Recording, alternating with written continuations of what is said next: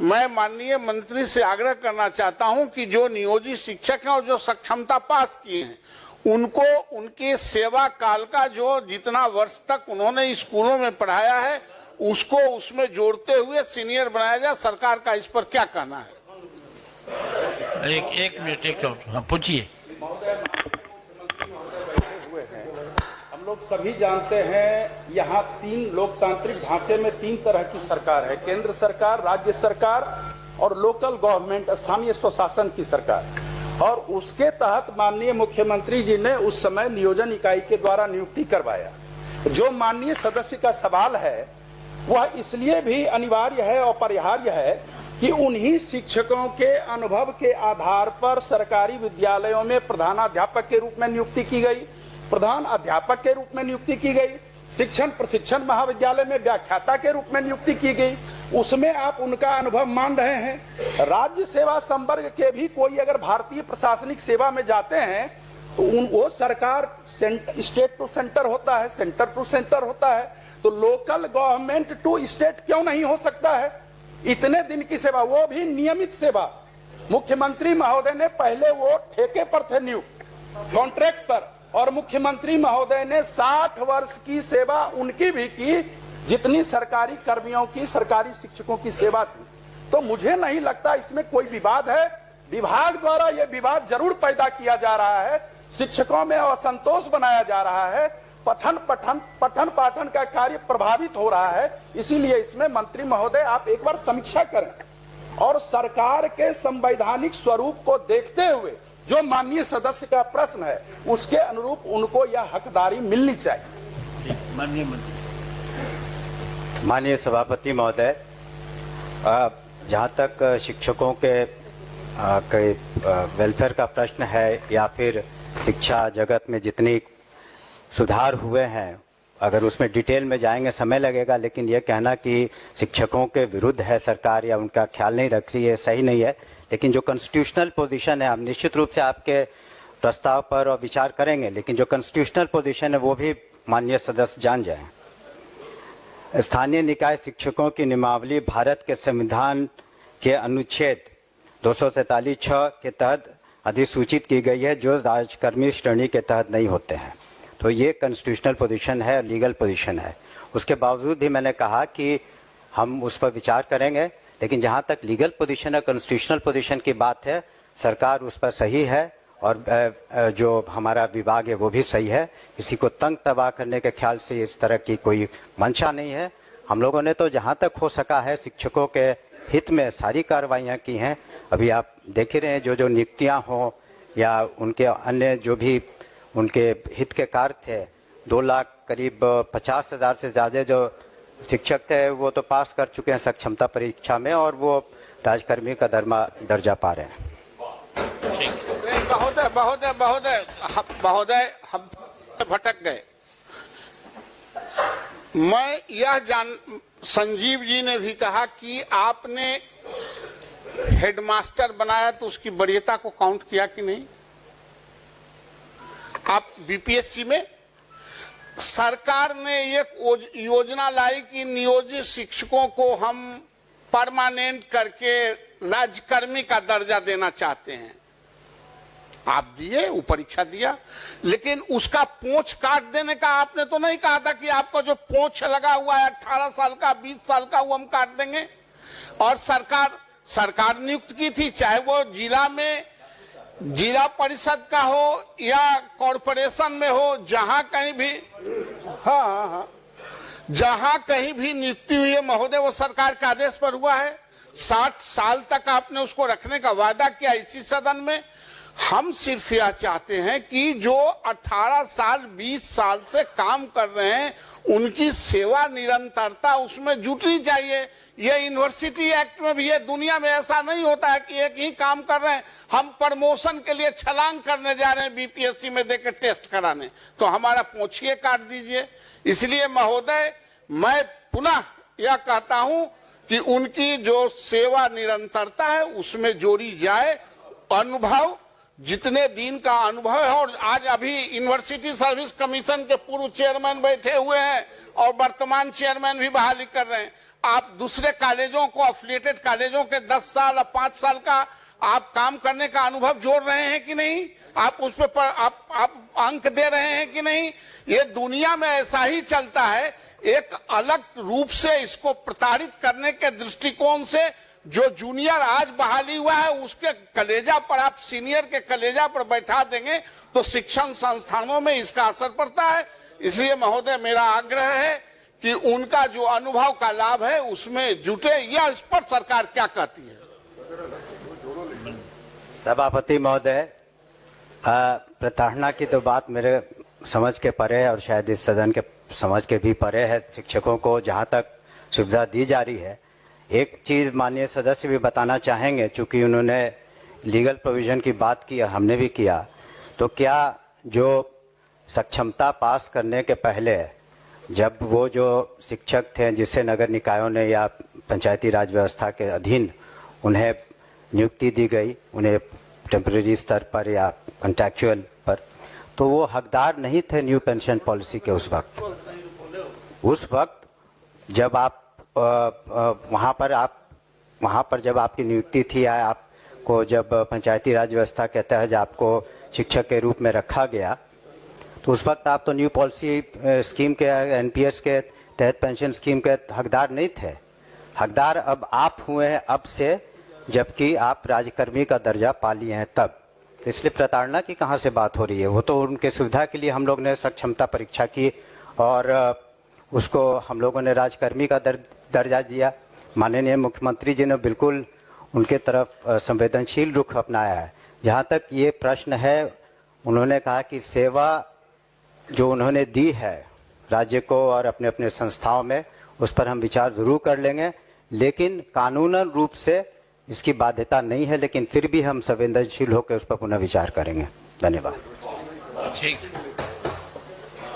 माननीय सदस्य डॉक्टर समीर कुमार सिंह और श्री मोहम्मद सोहेब।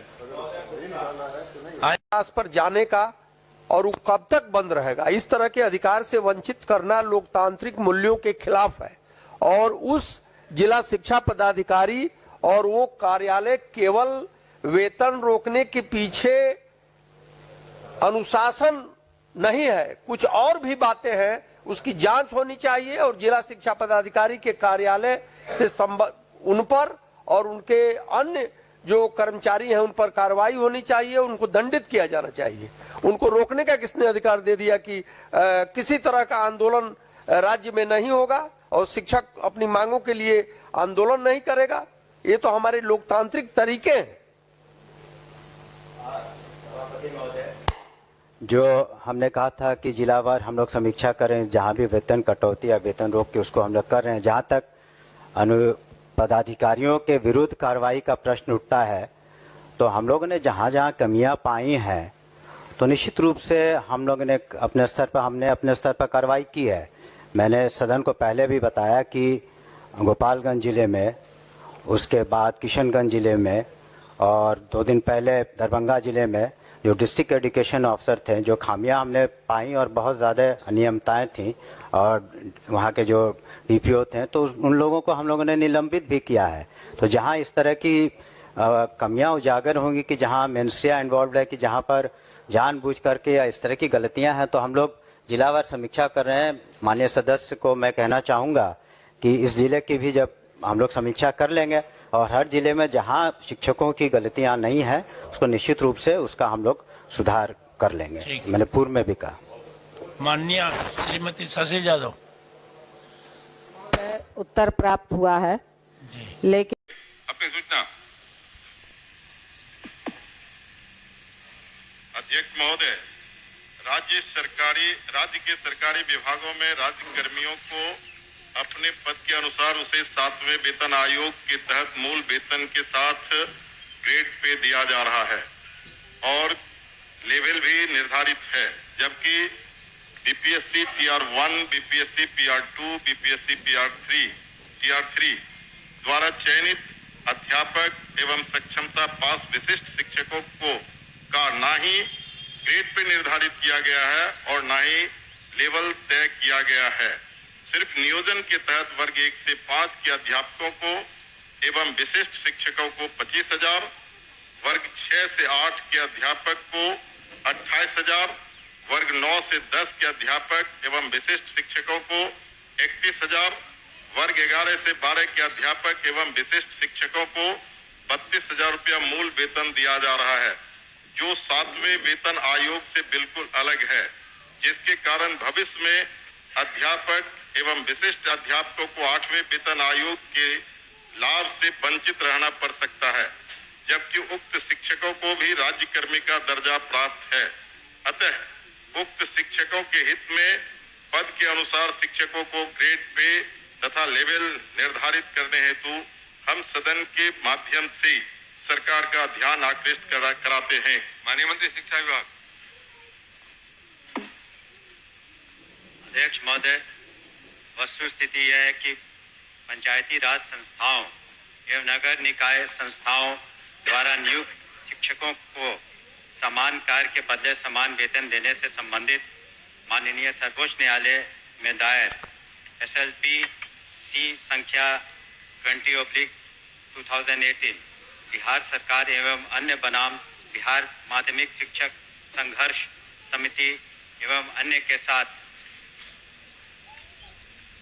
दिनांक 10/5/2019 को पारित आदेश, जिसमें माननीय उच्च न्यायालय के द्वारा समान कार्य के बदले समान वेतन देने हेतु पारित आदेश को निरस्त कर दिया गया है। राज्य सरकार पंचायती राज संस्थाओं एवं नगर निकाय संस्थाओं द्वारा नियुक्त शिक्षकों को बेहतर वेतन एवं सेवा शर्त हेतुकृत संकल्पित रही है। राज्य सरकार ने सहानुभूति पूर्वक इन शिक्षकों को 1/9/2020 से EPF योजना, जिसमें राज्य सरकार के द्वारा लगभग 5% अंशदान दिया गया है, से आच्छादित करते हुए दिनांक 1/4/2021 से 15% का वेतन वृद्धि किया गया। पुनः राज्य सरकार द्वारा स्थानीय निकाय शिक्षकों को बेहतर सेवा शर्त एवं वेतन प्राप्त हो के परिप्रेक्ष्य में बिहार विद्यालय विशिष्ट शिक्षा नियमावली 2023 अधिसूचित किया गया। नए शिक्षकों की नियुक्ति हेतु बिहार राज्य विद्यालय अध्यापक नियुक्ति स्थानांतरण अनुशासनिक कार्रवाई एवं सेवा शर्त नियमावली 2023 अधिसूचित किया गया। सरकार द्वारा इन दोनों नियमावली से नया पद सृजित किया गया। यह पद 7वें वेतन आयोग लागू होने के बाद सृजित किए गए हैं, इसलिए यह पद 7वें वेतन आयोग द्वारा निर्धारित पदों में सम्मिलित नहीं है। सरकार द्वारा सरकार के अन्य बहुत सारे पद सृजित किए जाते हैं जो 7वें वेतन आयोग में सम्मिलित नहीं होते हैं। इन दोनों नियमावली के तहत वर्ग 1 से 5 के शिक्षकों को 25,000, वर्ग 6 से 8 के शिक्षकों को 28,000, वर्ग 9 से 10 के शिक्षकों को 31,000 एवं वर्ग 11 से 12 के शिक्षकों को 25,000 प्रारंभिक वेतन निर्धारित करते हुए पे मैट्रिक्स का निर्धारण किया गया। उक्त नियमावली के तहत शिक्षकों को बेहतर प्रोन्नति का लाभ दिया गया। अगले संभावित जो वेतन आयोग 8वां वेतन आयोग में ये शिक्षा विभाग द्वारा इन विद्यालय अध्यापकों एवं विशिष्ट शिक्षकों के वेतन मान को उचित स्तर पर निर्धारित करने हेतु वित्त विभाग को अनुशंसित किया जाएगा। महोदय, मैं पूरे वक्तव्य को मैं सुना। सरकार BPSC का एग्जामिनेशन लेकर के सरकार ने घोषणा किया कि वो राज्यकर्मी होंगे। दूसरी बात की सरकार ने ही घोषणा किया कि सक्षमता परीक्षा पास जो कर जाएंगे शिक्षक वो राज्यकर्मी होंगे। तो जब राज्यकर्मी होंगे तब फिर क्या औचित्य है कि आप उसको 7वें वेतन के लाभ से अलग रखेंगे, उस श्रेणी में नहीं रखेंगे? क्यों उसको राज्यकर्मी का दर्जा देते हुए और राज्यकर्मी की घोषणा करते हुए उस लाभ से सरकार क्यों वंचित रखना चाहती है, ये मैं जानना चाहता हूं। माननीय मंत्री। अध्यक्ष महोदय, इसमें जो विचार विमर्श किया गया वित्त विभाग से, ऐसी बात नहीं है कि सहानुभूति तो पूरी रखी गई। एक और आंकड़ा मैं पढ़ना चाहूंगा सदन के सामने। वर्ष 2003 में जो नियुक्त प्रशिक्षित शिक्षा मित्र थे, प्रारंभ में उनका नियत वेतन प्रति माह था 1,500, जो वर्तमान सकल वेतन प्रति माह हो गया 31,340। वर्ष 2006 में नियुक्त पंचायत प्रखंड नगर शिक्षक थे 5,000, उनका वर्तमान सकल वेतन प्रतिमाह हो गया 29,410। वर्ष 2010 में नियुक्त पंचायत प्रखंड नगर शिक्षक 7,000 था वेतनमान, तो उनका हो गया आज के दिन में 29,410। वर्ष 2013 में नियुक्त पंचायत प्रखंड नगर शिक्षक 10,000 थे, उनका आज के दिन में 29,410 सकल वेतन प्रतिमाह हुआ। ये वित्त विभाग की सोच थी कि इनका 7वें वेतन आयोग से आच्छादित नहीं होंगे और इनके लिए अलग से उन्होंने एक पे मैट्रिक्स बनाई। लेकिन साथ ही हमने ये भी कहा कि भविष्य में जब 8th पे कमीशन लागू होगा तो उसमें फिटमेंट कमेटी बैठती और फिटमेंट कमेटी जिस श्रेणी में ये फिट करेंगे उसमें उनको आच्छादित करेंगे। धन्यवाद। महोदय, जो सरकार के द्वारा वक्तव्य फिर दोबारा दिया गया, ये पुरानी बात को दोहराई गई कि जब नियोजन इकाई कई नियोजन इकाई थी, आपने तय में उस तमाम नियोजन इकाई को भंग कर दिया। अब जिला स्तर पर नियोजन इकाई आपने गठित कर दिया, जितने जिला है उतने ही नियोजन इकाई है, और आपने आपके फैसले से सरकार ने फैसला लिया कि अब तमाम जो पहली प्रक्रिया थी उसको हम समाप्त करते हैं और बीपीएससी से एग्जामिनेशन लेकर के हम शिक्षक को बहाल करेंगे और वो राज्यकर्मी होंगे। दूसरा, इस सरकार से हम लोग बात कर रहे थे कि जो पुराने तरीके से पंचायत से, प्रखंड से, जिला परिषद से जिन शिक्षकों को नियोजित किया गया उनको आप सरकारी कर्मी घोषित कीजिए। सरकार ने एक फैसला लिया, सक्षमता परीक्षा जो पास करेगा वो सरकारी कर्मी होंगे। तो सवाल उठता है कि सरकारी कर्मी वो सिर्फ स्कूल में नहीं पढ़ाते हैं, उनसे आप चुनाव में बूथ पर भेजते हैं, उनसे आप जो है सो बीएलओ बनाते हैं, उनको कई तरह का सवाल करते हैं। जब वो सरकारी कर्मी आपने घोषित किया है तब सरकारी कर्मी के बराबर उसके समकक्ष 7वां वेतन क्यों नहीं देना चाहती है, ये हम जानना चाहते हैं। तो नहीं, उनका कहना है कि वो पुराना जो बताया 4,000 था, 2,000 था, 3,000 था। दूसरी बार खड़े होकर बोले नहीं सर अध्यक्ष महोदय, जब ये पूरा मामला वित्त विभाग में गया, वित्त विभाग इसमें सारी निर्णय लेता है। पे मैट्रिक्स उन्होंने नया किया और कहा कि ये 7वें वेतन आयोग से आच्छादित नहीं होंगे। और दूसरी बात ये भी है, हम इस बात को स्वीकार कर रहे हैं कि भविष्य में जब 8th पे कमीशन का इन्होंने बात उठाई है, तो जब भी पे कमीशन केंद्र सरकार के द्वारा जब वो लागू होता है तो यहाँ बिहार में भी फिटमेंट कमेटी बैठती है और फिटमेंट कमेटी के अनुसार उस वक्त इसमें जिसमें करेंगे हम लोग अनुशंसा करेंगे। लेकिन अंतोगत्वा इन सभी मामलों में वित्त विभाग अपने वित्तीय प्रबंधन के तहत ही अंतिम फैसला देता है, जिसको सभी को स्वीकार करना पड़ता है। धन्यवाद। हो गया आपका। सर ठीक है, वो लोग पूछेंगे, लेकिन मेरा आखिरी सबमिशन है सर, सप्लीमेंट्री मेरा ये है कि वित्त विभाग से सारी प्रक्रिया को पूरा करते हुए तब आपने बीपीएससी का एग्जामिनेशन लिया और तब आपने राज्यकर्मी का दर्जा दिया। तो साथ में वही घूम फिर के आ रहे हैं आप, साथ में वेतन का आप लाभ उसे क्यों नहीं देना चाहते? ये सरकार एक लास्ट करते हैं सर। मैं एक ही बात को बोल रहे, बोलिए अध्यक्ष।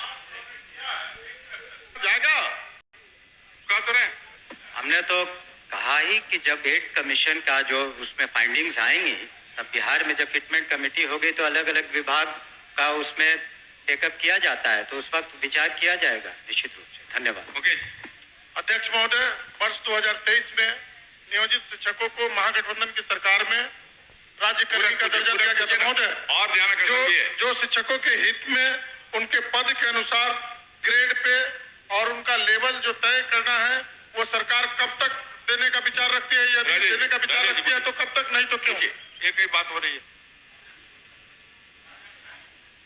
आपके माध्यम से मैं शॉर्ट में 2 पूरक पूछना चाहता हूं। क्या सरकार को ग्रेड पे निर्धारण करने में आर्थिक बोझ आ रही है? और यदि ये आर्थिक बोझ आ रही है तो सरकार बतावे कि कितने की आर्थिक बोझ आ रही है, तब जो है वो इनको करने में क्या कठिनाई आ रही है आर्थिक बोझ आने में? ये मेरा सवाल।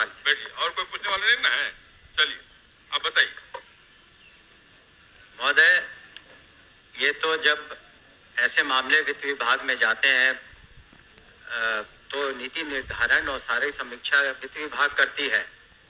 तो वित्त विभाग का निर्णय सभी को मान्य होता है और इस पर क्या आंतरिक जो वित्तीय बोझ रहेगा सभी चीजों का कैलकुलेशन उन्होंने किया होगा, तभी इस तरह का उन्होंने इस निर्णय पर पहुंचे जिसके बारे में हमने सदन को अवगत किया। अध्यक्ष सूचना को पढ़े। अध्यक्ष